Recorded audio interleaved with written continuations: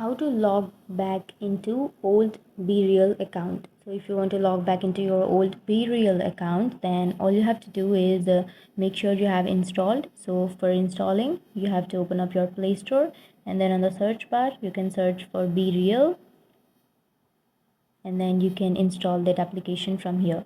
So after installing, you can open up your app,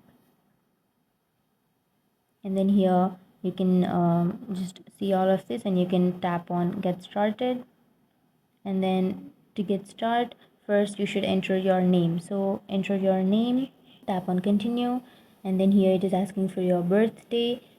Enter your birthday, and after entering your birthday you can tap on yes, I'm 22 years old, and then you have to enter your phone number. You can choose a country that you would like, and after selecting the country you can enter your phone number.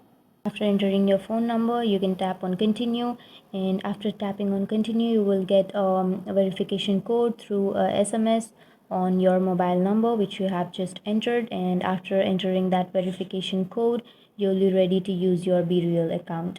So that's it, guys. That's how you log in back to your old BeReal account. And if you have any questions, feel free to comment below. Thanks for watching.